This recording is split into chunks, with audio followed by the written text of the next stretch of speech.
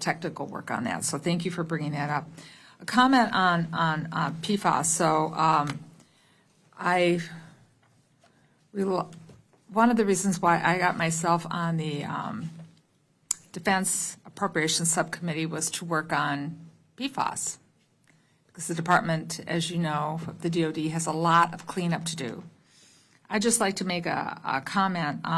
The state of Minnesota, where 3M's company's headquarters in, 3M has been the only company to date that has stood up and put anything towards cleanup, whether in communities or to do things. And I think that the EPA has a role to play with some other companies that have.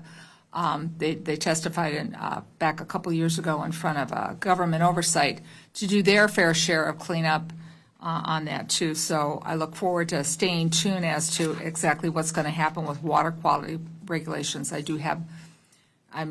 this point, I'm going to give you a little bit of the benefit of the doubt, but I'm going to stay on top of that.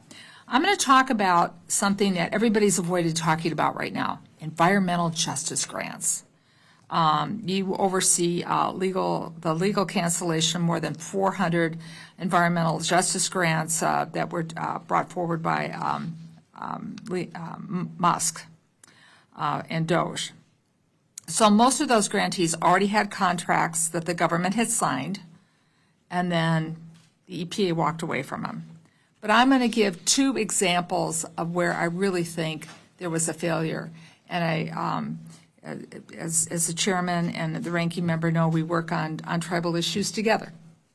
I'm glad Oklahoma's taken care of.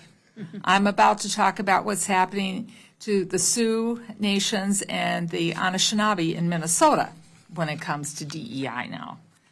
The Leech Lake Band of Ojibwe was awarded a grant to rebuild a tribal resiliency hub, which would allow them to relocate their current resource management facility from where it sits on an EPA Superfund site. The facility was going to serve as a center for emergency response coordination and staging as a temporary shelter during extreme weather, which we have a lot of. Leech Lake is far from the only tribe that I'm aware of, and I'm sure there's other tribes when you go back looking at it that have been affected by the cancellation of environmental justice grants. Thousands of grants to tribal nations, they've just been cut off. Tribes were told to apply to the EPA's Community Change Grant Program to meet some of their unfulfilled trust and treaty obligations. Now the EPA, they're caught in this quagmire, is pulling many of those back. Both Health and Human Service Secretary Secretary Kennedy and Interior Secretary Burgum have issued statements affirming that funding for community tribal programs will not be considered DEI. Can you maybe tell us what you're going to be doing to correct this situation so that these grants, in some cases, which were signed off on, will go back to the tribes? Another one that I just wanted to bring up, and we didn't have a chance to talk before. I'm not playing gotcha. As you heard me say, come back and talk to the committee, talk to me about this. I want to highlight a second example of a cancellation grant in Minnesota. The University of Minnesota was awarded to serve our region in the Great Lakes Environmental Justice Technical Assistance. The purpose of these and other centers were to identify and assist communities that could benefit to build capacity to access funds to implement programs. They were helping communities to obtain funding because many of these rural communities and tribes don't have professional grant writers at their disposal, so they work with universities to figure out how to become more resilient and healthier communities for where they're going through. So I'm concerned about the improvement to human health in this particular environment, and there's a grant that I just mentioned with the Great Lakes Environmental Justice Technical Grant Assistance Center. Just because the word environmental justice is in something, I hope, and I just came from the Department of Defense, where they're going through and they're looking at things very, very carefully, at least that's what they told me, to make sure that somebody isn't caught in the quagmire of a label that it was given. Can we have your commitment to do that with the tribal nations and for those centers that are assisting rural communities, in particular communities like tribal communities that don't have the expertise on board, nor can they afford it for grant writers.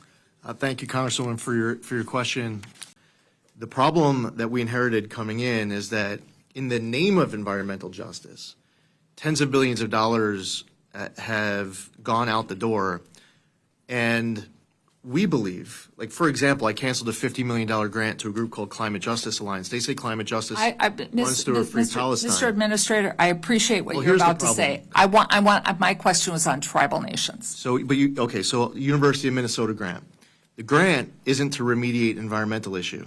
This administration believes that we can spend $1 to remediate environmental issues should go towards spending it. The University of Minnesota grant gives money to a group to spend money to get an advocacy group to come ask for money from the federal government instead of. I have limited time. Let us focus. Let us focus on the tribes. No, that's a problem. And then the second grant. You canceled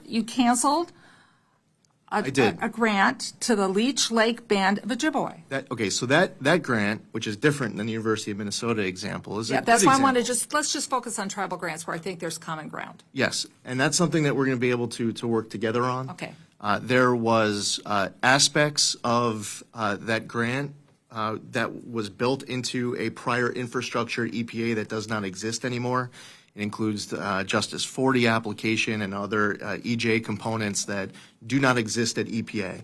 I would look forward to an opportunity for us to be able to work together, for our offices to work together on that grant specifically to be able to get it built into the infrastructure of EPA. We are going to continue to spend the money appropriated by Congress. We are in the middle of the fiscal year having this conversation. And I think there's time for us to work through that grant together. I look forward to that because they had a signed contract, and I know that sometimes when DOJ went through, they went through at the speed of lightning, and you didn't have a chance to react then. And I hear you saying that you want the chance to make things right when they can be, especially for the tribal communities in Oklahoma and all across this nation. I appreciate that. Thank you.